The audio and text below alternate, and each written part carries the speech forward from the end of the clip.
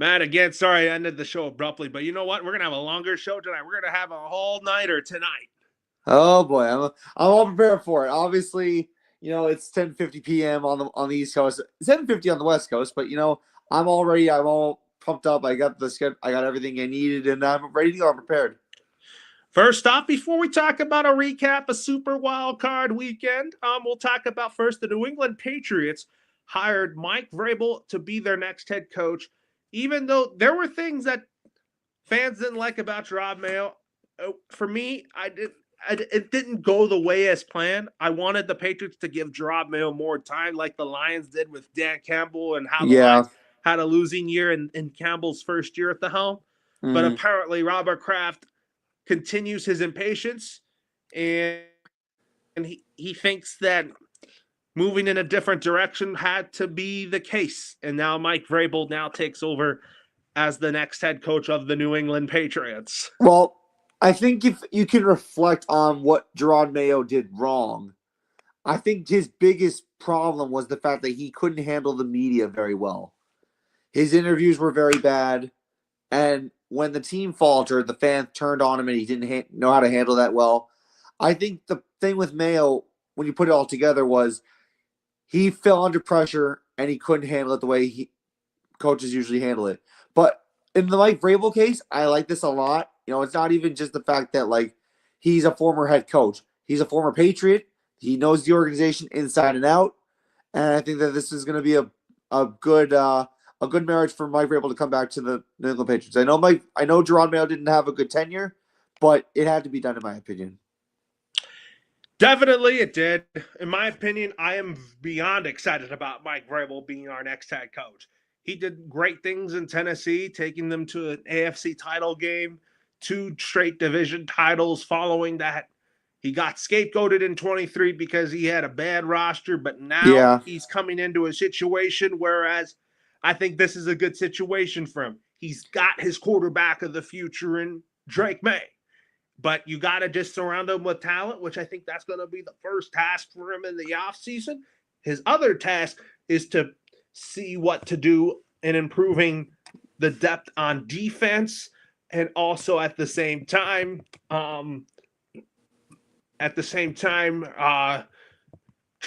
bringing in some fresh perspectives on the offensive and defensive side of the ball. Because a fun fact about Mike Vrabel is not only he played defense and linebacker, he's also going to bring great perspectives on both sides of the ball. Well, one thing Mike Vrabel did in his Super Bowl career was he caught touchdown passes from Tom Brady on a tackle-eligible play a couple times in the Super Bowl. So he knows a little bit about offense. I know Mike Vrabel is typically a defensive guy, but the fact that he has perspective on both sides of the ball, I think is very, very fulfilling for the Patriots to have a coach that's very proactive on both sides.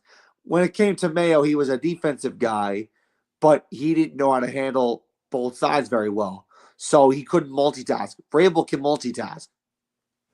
He can. So, talking about the Patriots here, they're going to be coming into a situation next year as knowing that Buffalo is still the team to beat, knowing Miami is good when Tua Tagovailoa is healthy. And they now know the New York Jets are behind them, are going to be knowing that they're going to be ahead of the New York Jets when it comes to their rebuild.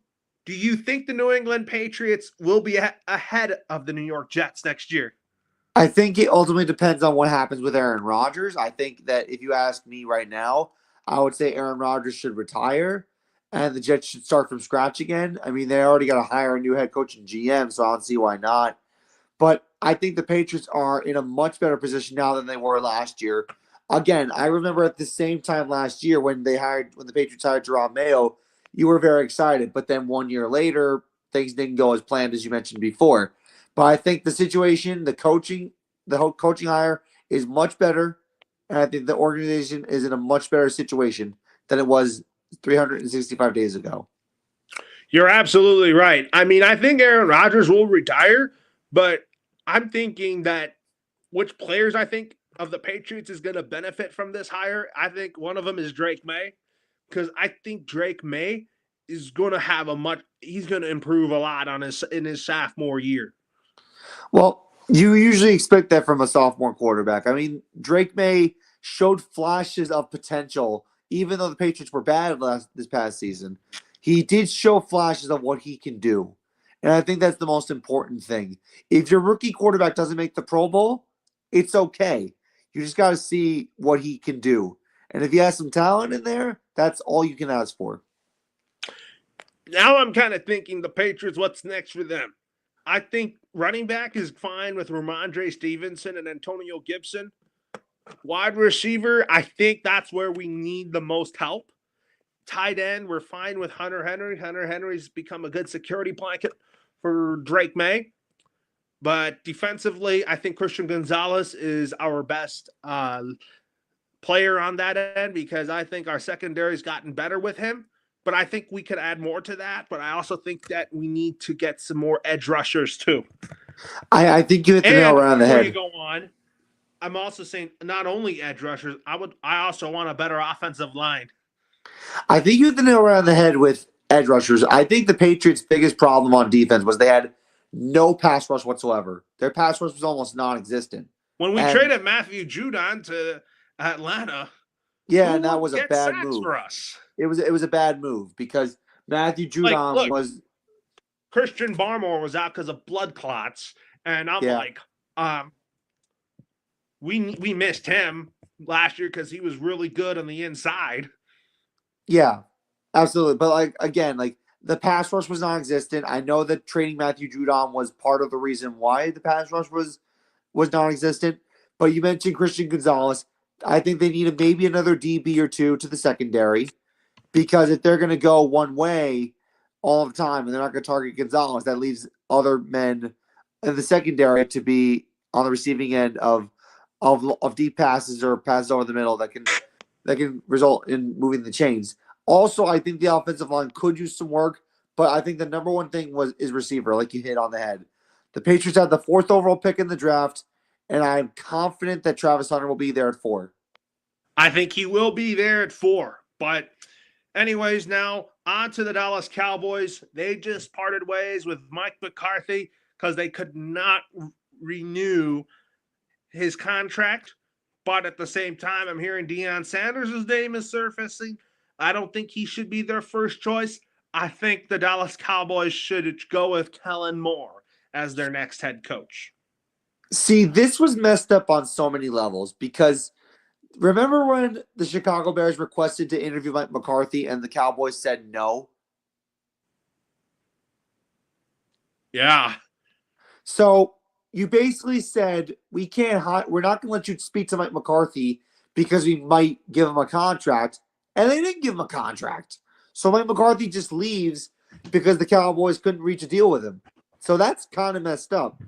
Now, as far as the Cowboys situation goes with head coach, I think that Deion Sanders would be a horrible pick because egos aplenty in Dallas if that happens.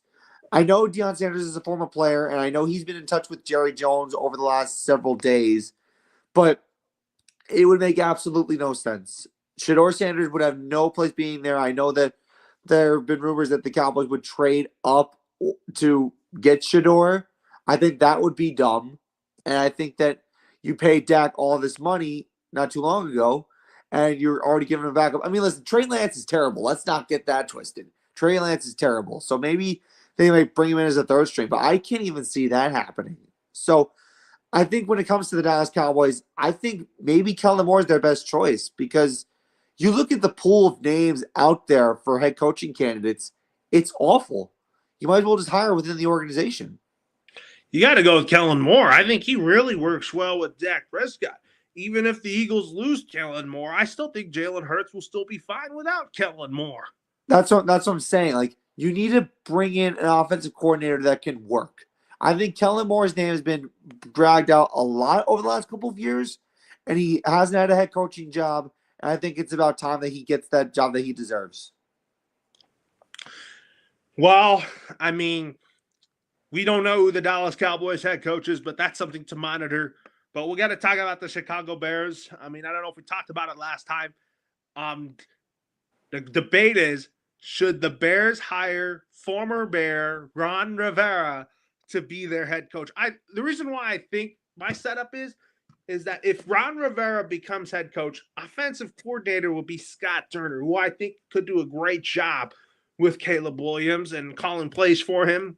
And then Jack Del Rio being the defensive coordinator. Ron Rivera was part of that 85 Bears team that won them the Super Bowl. So Yes. bringing somebody that the Bears know would really benefit this organization. So I'm going to go against that because I think that the reason why Ron Rivera would be a good hire is because he's well known within the organization and he's a defensive minded coach. And we both know that the Bears hire a lot of defensive minded coaches, and most of the time it doesn't really go well.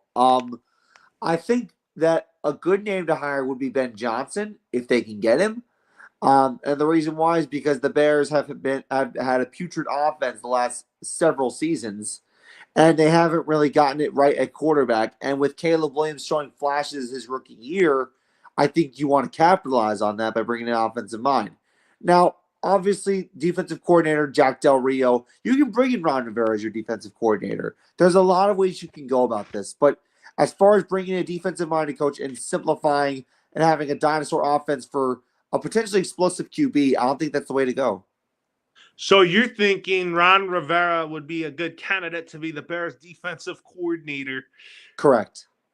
Which I could see. He was defensive coordinator for the Bears the first time around. He was with Lovie Smith.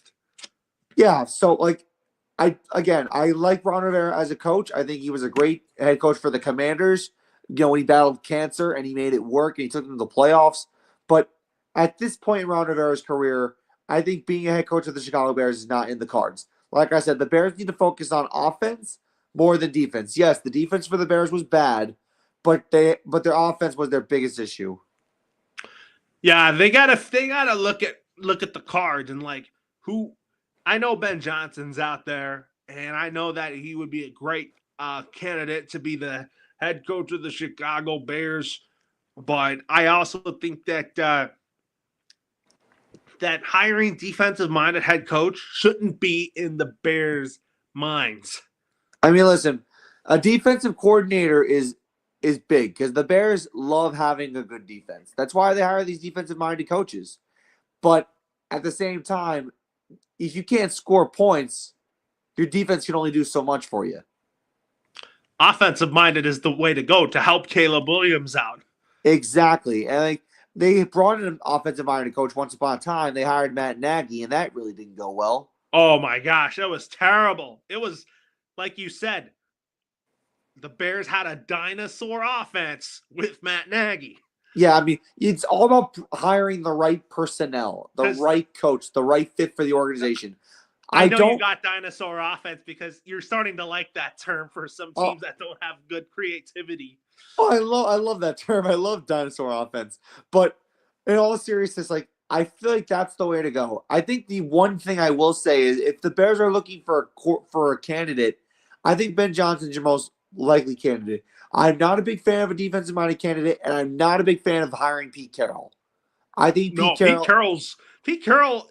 I think Pete Carroll's already past his prime. That's what I'm saying. Pete Carroll is 73 years old, and I think he's crazy the fact that he wants to coach again. I think the Bears talking to him, I think, was a little bit of a shocker because Pete Carroll should have retired as a member of the Seahawks organization, whether it be in the front office or something like that, but not go to the Bears. I understand the connection because Pete Carroll coached at USC and Caleb Williams is a former USC quarterback, but in this context, it doesn't work. Ben Johnson would be the right candidate for the Chicago Bears because that's going to help Caleb Williams out. I still think Detroit will be good even without Ben Johnson because Dan Campbell's got this team under control and with his style of coaching. Yeah, and I think Ben Johnson, another thing too, he would stay in the NFC North, which I think is a valid point because if you're in the NFC North, you know the Lions well. You play them twice. So if you bring in Ben Johnson, you can help shape up the offense to what it should be while also taking it to the Lions whenever you play them. But Dan Campbell might get those wins. Possibly. I can see that. But again, we got to see what happens in the offseason. Right now, the Lions are focused on winning the Super Bowl this year.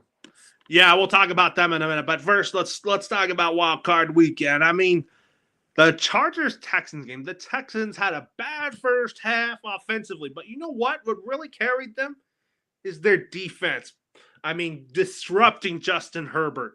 I mean, they gave him a hard time, and I think the Chargers offense just did not fare well against the Houston defense.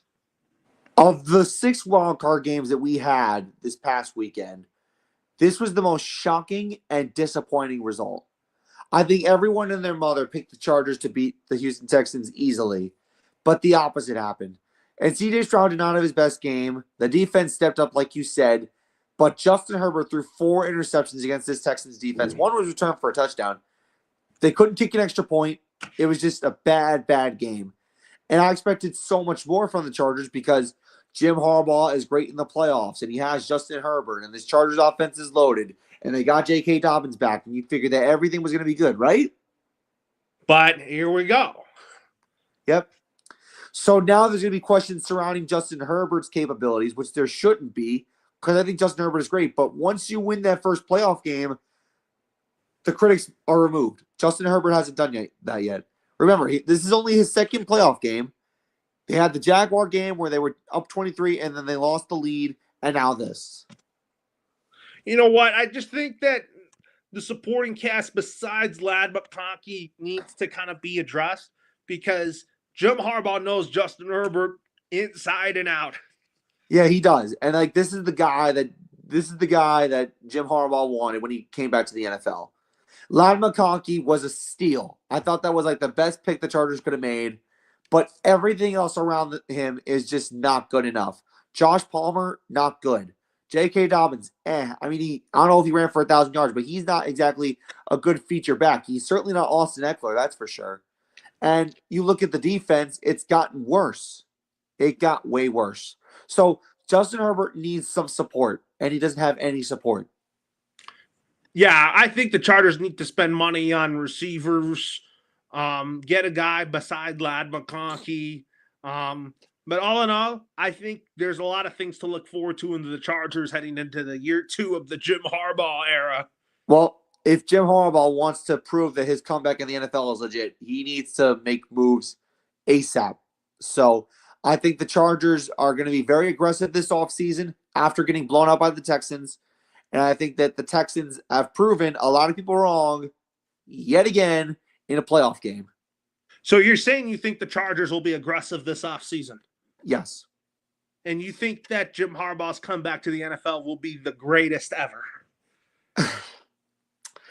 Well, Pete Carroll right now is the greatest for me. I think that he would need to win a Super Bowl to prove that to be the greatest.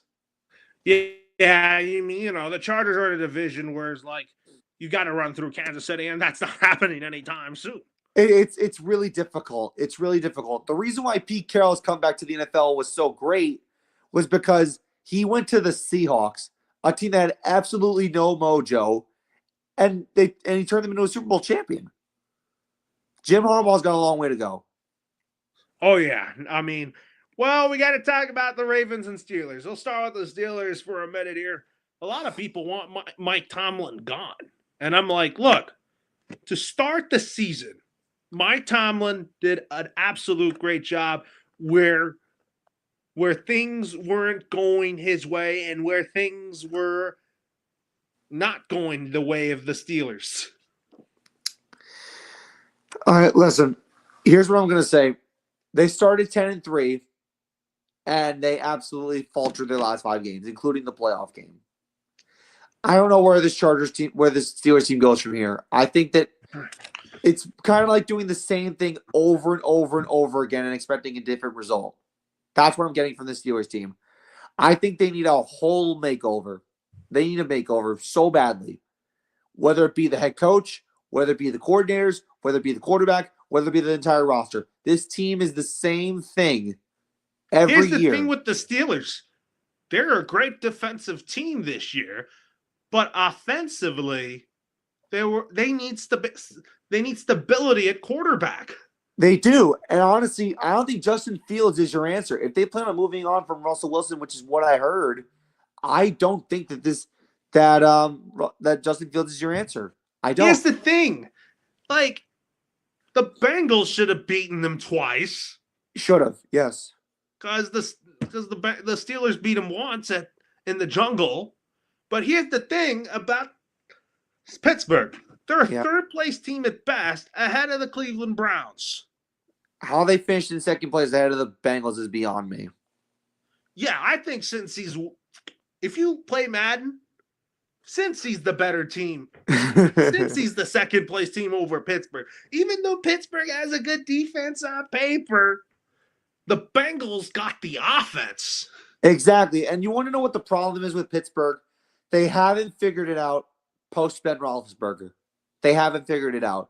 They drafted Kenny Pickett thinking he would be the future. Didn't pan out that way. So they decided to go the veteran quarterback route. But you know what? Going the veteran quarterback route is not the way to go. You need to start from scratch. And the Steelers have to go back to the drawing board. And there's going to be a lot of questions like, is Najee Harris coming back? Who's going to be their starting quarterback? I feel like defensively they're good with TJ Watt being the man in charge of that defense. Yeah. Yeah, no, absolutely. I think the problem with the Steelers is that it's the same thing every year. And one thing I got also mentioned, so Brooke Pryor, who covers the Pittsburgh Steelers, she mentioned that after the playoff game, the Steelers in their locker room, it was kind of like, quote unquote, the last day of school, where players were like, oh, it was good. It was a good season. See you next year. See you next year. And it was like nonchalantly like accepting their fate. And it was like, that's not good. So this Pittsburgh Steelers team is like in a run. They haven't won a playoff game in their last 6 playoff games. They are 0 for 6 in their last 6 playoff games. This team needs a total turnaround. Now, whether or not you trade Mike Tomlin to another organization, I'm not sure. I don't think you should unless you have a backup plan. But Pittsburgh just needs a whole new kick in the ass because they got nothing going. And as for Baltimore, even though Zay Flowers did not play in this game, there were times where they almost blew it. But you know what? I liked how they hung in there. I mean, Baltimore is just really good. They got the best ground game in football. They almost ran for 300 yards. Derrick Henry's a beast. Lamar Jackson's on another level. I think when we get into the Baltimore-Buffalo game later, that's going to be a game that's going to be of high importance because that's probably the game of the week. But I think Baltimore won as they were supposed to. Absolutely. I mean, I knew that Pittsburgh beat them in the regular season, but the Baltimore Ravens looked like this was why they were the best team in the AFC North over Pittsburgh for a reason. Best quarterback in Lamar Jackson, best running back in Derrick Henry, best wide receiver in Zay Flowers if he was playing, or Rashad Bateman. And then you got the best tight end combo in Mark Andrews and Isaiah Likely. Imagine if Zay Flowers had actually played in that game against the Pittsburgh Steelers. It would have been even worse. It would have been a total blowout. Like, I know they won by 14. They would have won by 28 had Zay Flowers played. Yeah, Zay Flowers has had a Pro Bowl season. And then you also talk about the defense of the Ravens just not clicking at times. I mean, they have miscommunication problems here and there, but you know what? At least they play an offense like Pittsburgh that doesn't know what they're doing half the time. So if you give the Ravens defense an offense that they can go against, and they have proper communication and the schemes are drawn up perfectly, you'll be fine. Against Buffalo, that's going to be a challenge. Oh, man. Let's talk about that game. As for the Buffalo Bills, I mean, I didn't bother watching this whole game. I was falling asleep from all the wins going on here in SoCal. But Josh Allen played like an MVP. I mean, listen, this game, I had it being a blowout, and it was exactly as I expected. Bo Nix had a great first drive, but I think the biggest problem with the Denver Broncos, and I think Sean Payton can take accountability for this one, is that the Broncos looked for the big play every single possession. Here's the thing. Even though Denver had a great first year in the Bo Nix era and this revived Denver Broncos team, they should be proud of the results, but I also think they should invest more on their offensive pieces.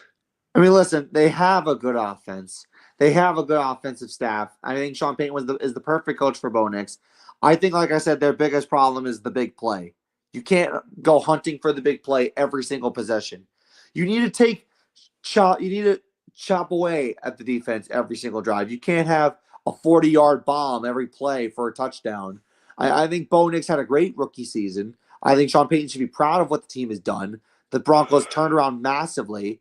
I just think that they can't be big play hungry every drive, and that's what happened in the Bills game. I mean, Nick Sutton, Devontae Williams. You talk about a big three on offense. That's going to be very deadly. Yeah, listen, it's a good combination, but I think their offensive staff is solid. I think their biggest thing, like I said before, is they can't be thirsty for a big play. And I think that's exactly what happened. And I think that Bo Nix has a lot to improve on with his mechanics, but I think he'll improve on that. Well, let's also talk about the Philadelphia Eagles taking on the Green Bay Packers. Some people say this was Jalen Hurts' worst game in the playoffs ever. But the Eagles, we're going to need more from them in the second round, which we'll talk about in a minute. For Green Bay, they just offensively they looked flat. Jordan Love got tossed around, but I think that the Green Bay Packers they're not ready to win yet, but I think they're going to get better. So the Packers did not play their best game. We know that. But like you said, the Eagles did not play their best game either. And I'm going to give you a stat that I think should be very concerning for the Eagles, and the Rams should feast on this. A.J. Brown, 1 catch for 10 yards. That's it. That's all he had the entire game. And one of the things that I think really should spark the Eagles is that every time A.J. Brown does not get the production he wants and he gets all fussy about getting the football, he has a big game the next game. So this should be a big thing for the Eagles. And I think A.J. Brown should have a big game against the Rams, especially because the last time these two teams played, the Eagles annihilated them. Saquon Barkley single-handedly destroyed them. But like I said, the Eagles defense did the job today in that game. I think they did the job that they were supposed to. When the offense wasn't doing well, the Eagles defense had to step up. And you know what? That's okay. That's not a bad thing. Sometimes your offense is just not going to click. And that's what happened. So I think the defense proved that they're good, but the Eagle offense needs to get going because I think the Rams are going to make it a shootout. Sorry. Well, we'll talk about the Commanders and Buccaneers. Talk about doinking their way to Detroit. Oh, my goodness. First off, mad credit to Dan Quinn and Jaden Daniels and this Commanders staff. I had a feeling the Bucs were in for a letdown, and the Commanders won their first playoff game since 2005. But Zane Gonzalez almost ripped Commander fans' hearts out, doinking off the crossbar from 37 yards out. But Jaden Daniels is legit. I think that game alone just made him Offensive Rookie of the Year. It sure did. And Tampa Bay, you're right. They were due for a letdown. They were. I think that even though, yes, the team did good, I just had that feeling that something was going to go down that was not going to be in their favor. And unfortunately for the Buccaneers, Baker Mayfield did not play his best game, and it cost him. And I think that the Buccaneers are a good team, though. I think that they're going to be really good in the later years. But Jane Daniels just had his moment. And you know what? We're going to have more of those moments for years to come. Well, yeah, I mean, we'll see what Washington does against Detroit, but Jaden Daniels had a great game. I mean, Washington gave fans heart attacks throughout the season, but they always find a way to win in the end. Yeah, they always do. And that's how good teams win. They win by finding ways to win and being determined. And Jane Daniels is a confident man. I don't know if people understand that. His confidence is through the roof. When Zane Gonzalez doinked off the crossbar, he's like, "Oh, even if we miss, we'll beat him in overtime." Like nonchalantly. This man's confident. And you know what? That's great coming from a rookie QB. And I think Dan Quinn is really happy about that. And his second go around as a head coach has gone well so far. So far, so good. Do I think they're going to beat the Lions? Maybe Let's not. talk about that in a minute. Yeah, we'll get to that in a Talk minute. about the Vikings and Rams. I mean, this win for the Rams was for the city of Los Angeles. Yeah, and I loved the pregame festivities. I loved Andrew Whitworth talking about the wildfires and what has to be done. I loved the national anthem sang by that woman from Arizona. I love Rachel Platten. Rachel Platten. Yeah, it was a great rendition of the anthem. It was very well put together, and I think the city of Arizona, Phoenix, Arizona, should be very, very proud of what they did for Los Angeles. Not only giving them the stadium to use, but also just making sure that they felt welcome. Because that's what it's about. And they did. You know, there was a lot of Rams fans from Arizona that filled the stadium. Yeah, and you know what? That's how it's supposed to be. I think that everything that had to be done to make it feel like a home game, it felt like a home game for the Rams. Now, as far as Sam Darnold goes, that guy was seeing ghosts.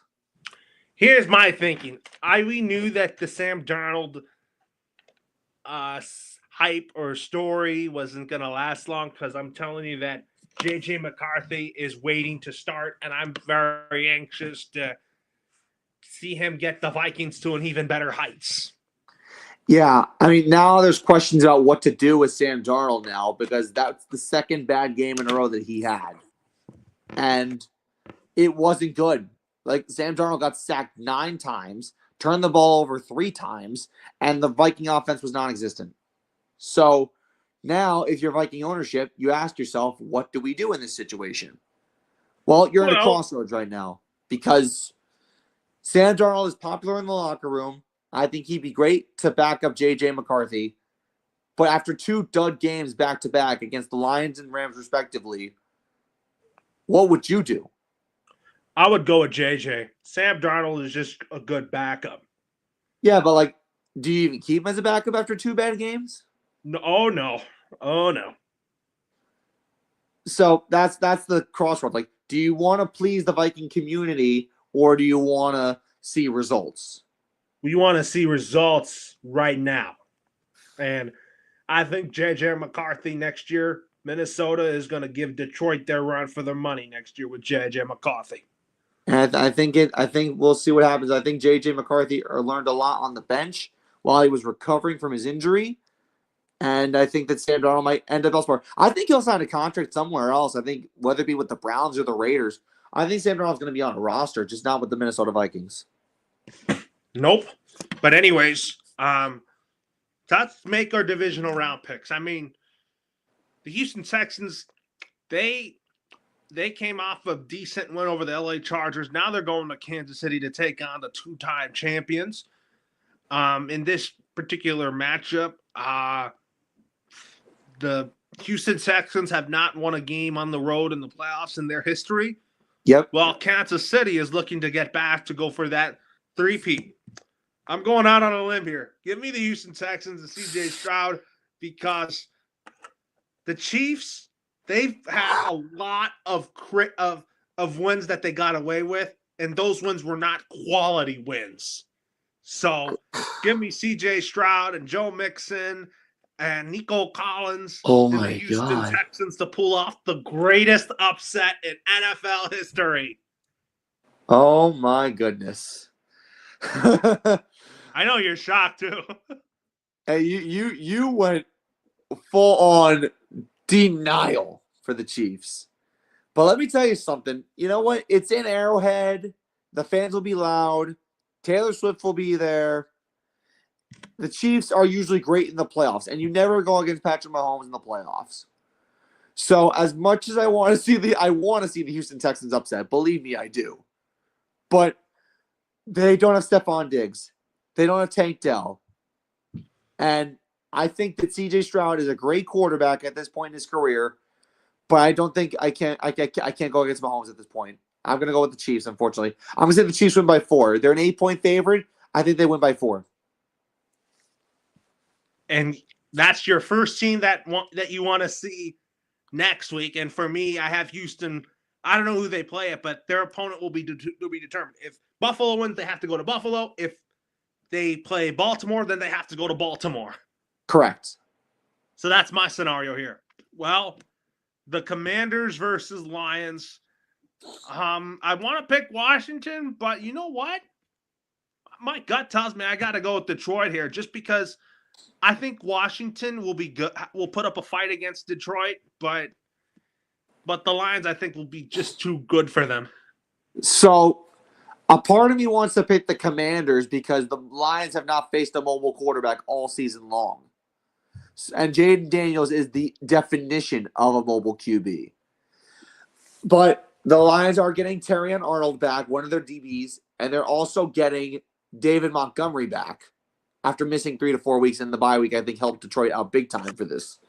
So it's in Detroit. I think Jaden Daniels has had an amazing run, and all these stats they're throwing about Washington in their last 6 games, being down in the fourth quarter and coming back and winning. Like, this is a division round of the playoffs, and you're on the road against a really talented Detroit team. And I love the Lions. I love them through thick and thin, and I'm going to stick with them. I'm going with the Lions. And are you thinking they are not a heavy favorite? They're not a heavy favorite. They're like a touchdown favorite, but I think they win by just more than that. I think they win by 10. So I have Detroit going to the NFC Championship game, and they're going to host the winner of either the Eagles and Rams. And boy, wouldn't that be something if Matthew Stafford makes another trip to Detroit? I think either way, if Detroit wins and they have to face either Philadelphia or LA, it's going to be a storyline no matter what. But Detroit has to get through first. Well, the Philadelphia Eagles take on the LA Rams the next day. As much as I want LA to win, but I got to go with my Bama boys, Jalen Hurts and Davante Adams, to beat the Rams, and they are going to play the Lions at Ford Field in the NFC Championship game. Fact check: Davante Adams did not go to Alabama. You think you meant Devontae Smith, but yes, I meant Devontae Smith. It's okay. There you go. The last time these two teams played, as mentioned, it was a blowout in favor of the Eagles in LA. And I think Philadelphia knows that they did not play their best game against Green Bay. But I think they're going to throw everything in the kitchen sink at this time at the Los Angeles Rams. I think Saquon Barkley and A.J. Brown are both going to have 100 yards from scrimmage. I'm going to pick the Eagles to win this one. I'm going to say they win by 3. I think the Rams make this closer than it should be. Well, this game's going to be good. So who I have, I have Eagles and Lions going to Ford Field for the NFC Championship game. Yep. And then who do I have going to Houston?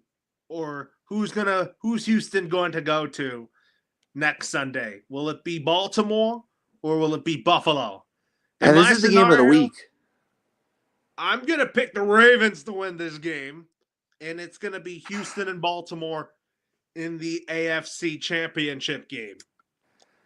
Oh, my God. No Josh Allen and no Patrick Mahomes in a conference championship game. The last time that happened was 2017, where there was no Josh Allen or Patrick Mahomes in an AFC title game. But I think that streak continues. I think that Josh Allen and the Bills will win by 3 against the Baltimore Ravens. I think the last time the Baltimore Ravens won, they were heavy on the ground. I think Buffalo is ready for that. And I think both quarterbacks are going to play really well. But I think the Bills win by a last-second field goal. Oh yeah, Tyler Bass will send the Bills to Kansas City in your scenario. Correct. And then in mine, it's going to be Baltimore hosting Houston. Wow. Because I think, for me, I just want to see something different in the AFC Championship game than Mahomes. I get it. As you know, the AFC is a tough cookie, and this is the Mahomes show now since the retirement of Tom Brady and Peyton Manning, because that used to be their show. It used to be, yeah. In the AFC, but now It's Mahomes and Allen and Jackson. Yep. So we're now in this new era of football elite at quarterback. Absolutely. So, anyways, here, let's talk some college football now. I mean, talk about the last two bowl games that we watched. The Cotton Bowl, where Ohio State silenced its critics, and then Notre Dame is going back To the national title game.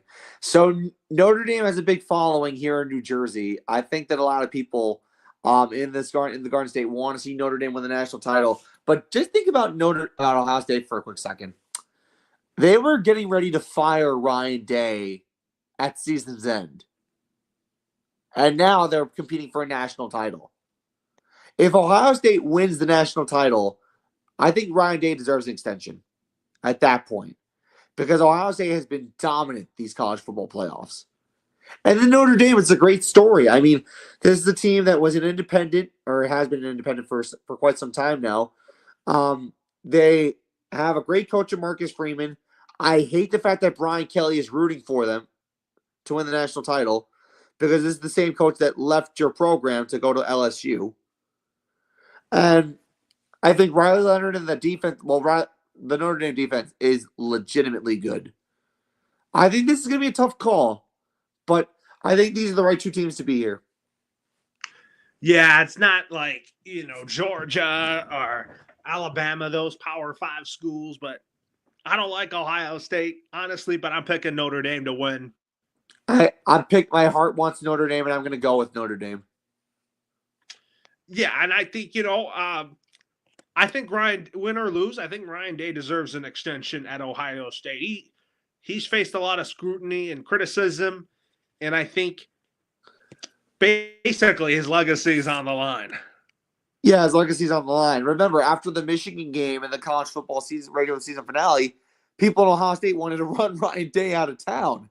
They were ready to run him out. But you know what? A dominant victory over Tennessee, a dominant victory over Texas, but before that, a dominant victory over Oregon in the Rose Bowl. It changed people's perspective on him. Now, like I said, Ohio State has to win the national title first for him to, I think, have talks about an extension. But like you said, even win or lose, I think that no matter what happens, I think Ryan Day deserves to stay the head coach of the Buckeyes. But Notre Dame would be a phenomenal story.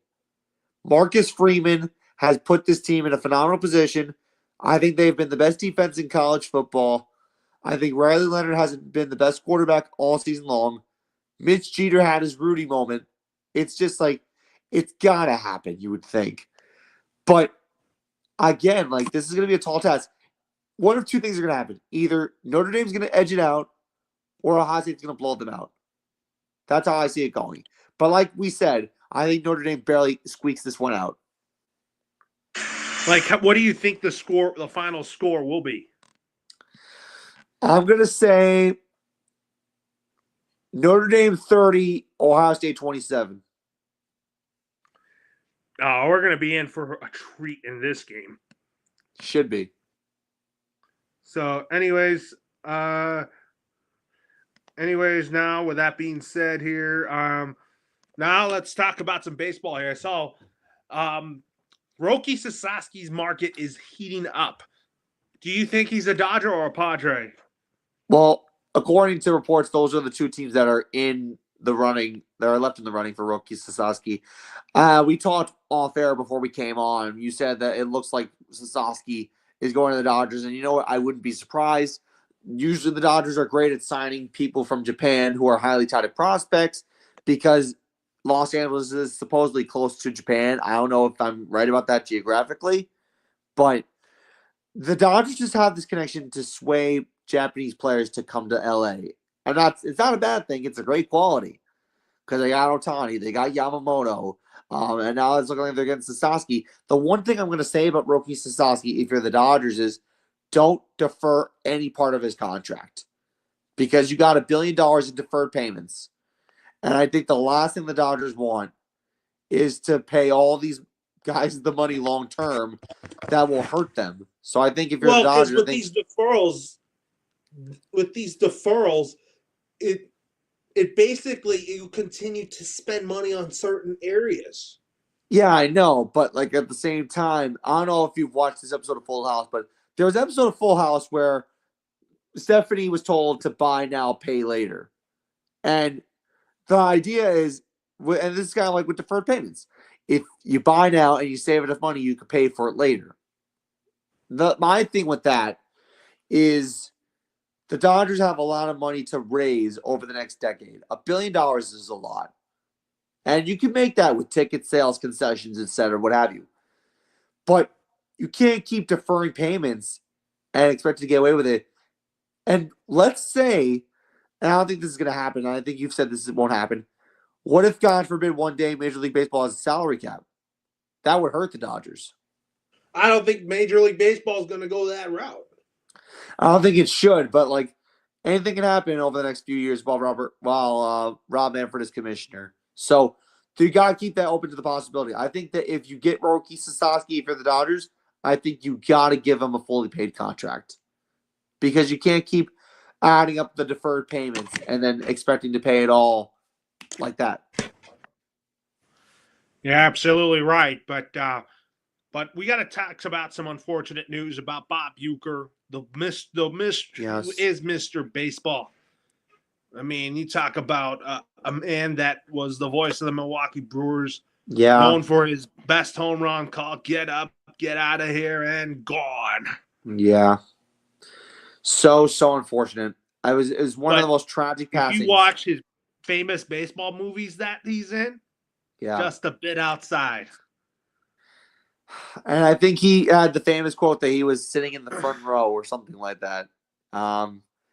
No, Bob Uecker is one of the best to ever do it.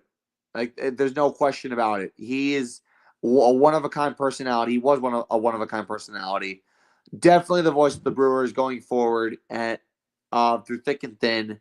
Loved his team, loved the organization, and it's such a shame. And he loved the fans. It's terrible. It's tragic. And I think that people like Brian Anderson, who's the voice of the Brewers now, should feel grateful that he's stepping in the footsteps of Bob Uecker. Yeah, I wonder what the Brewers are going to do because, Brian Anderson is the voice of the Milwaukee Brewers, but he's on television. Yeah, but like we said, I think that even though I think Brian Anderson as the voice of the Brewers should definitely pay tribute to him somehow. Maybe on opening day, the Brewers will do something for Bob Uecker because, like you said, this was the guy who was the voice of the Brewers for some 60 years. Like that's a lifetime. 90 years old, man. And then we didn't talk about Greg Gumbel, who I loved on the NFL on CBS, March Madness. The guy is a CBS legend. That was one of the most tragic things I ever heard. When I heard the news, I was absolutely heartbroken and I was absolutely shocked because Greg Gumbel is the person. Sorry, I'm getting a little emotional here. Greg Gumbel was the person that made March Madness watchable. And when I heard that he had cancer, I didn't even know he had cancer. But it's a terrible disease. It's taking great people away from society. And Greg Gumbel was an amazing commentator. CBS lost an amazing broadcaster, an amazing personality too. It's just unfortunate. Like March Madness will never be the same ever again. And of course, because March Madness was always the epitome of Greg Gumbel, and he and Dan Dierdorf made a great team on the NFL on CBS. That's right. He's done a lot of Patriot games with Dan Dierdorf and also with Trent Green and with Adam Archuleta too. Greg Gumbel, I think Greg Gumbel is a standard of CBS Sports. I mean, everybody liked working with Greg Gumbel. Greg Gumbel called Super Bowls with Phil Simms. That's right. And Greg Gumbel, in his later years, I didn't think he would be suffering at this time because he was a man that loved doing his job, and I thought he was going to continue doing the things he would do for a long time. Yeah, like he was 78. That's the worst part. He was young. 78 is young in the context of many people. And I didn't even know he was battling cancer. I saw him on the NCAA championship broadcast pregame after UConn beat Purdue, and he looked like he could go for another 10 years. Really? What was he on a pregame show or something? Yeah, for March Madness. He was on the March Madness pregame show for the NCAA basketball tournament.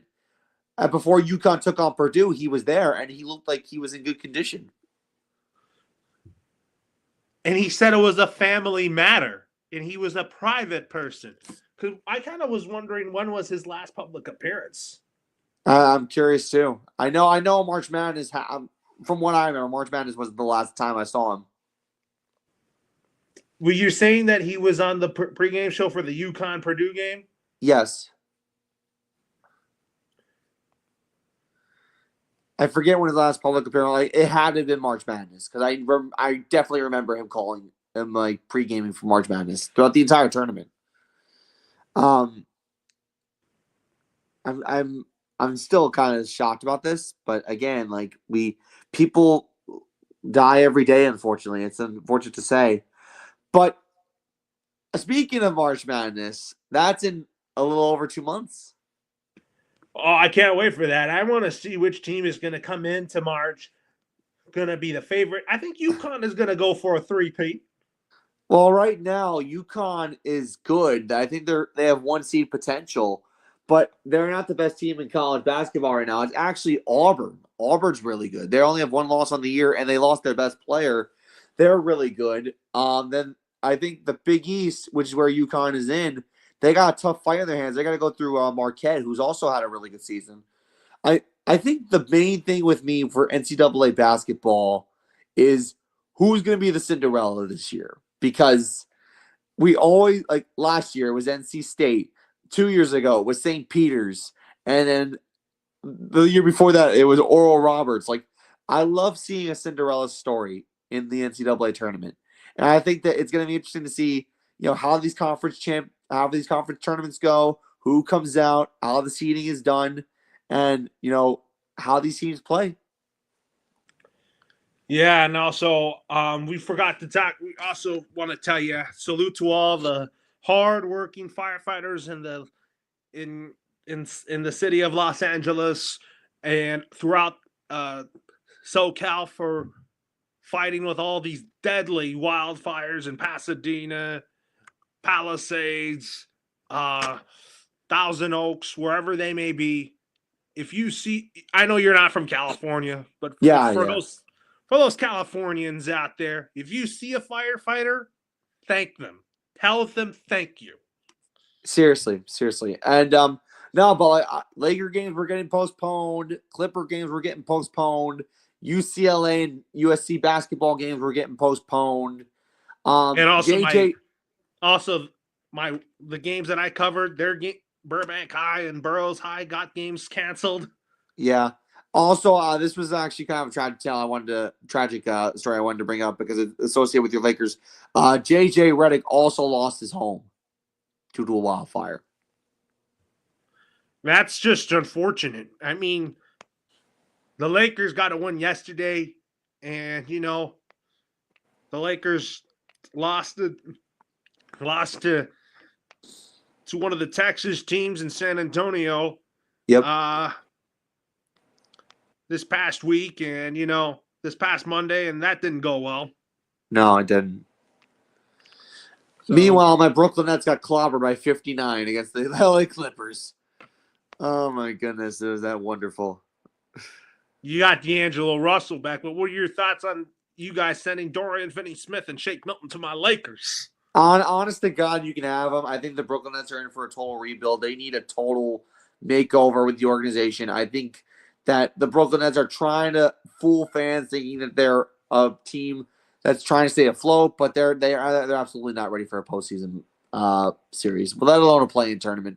I think the Lakers could absolutely use as many pieces as they can, and I think it's amazing how LeBron James is turning back the clock with every game he plays. Anyways, Matt, I'll talk to you soon, and have a good night, everyone. Good night, everybody. Thank you, firefighters.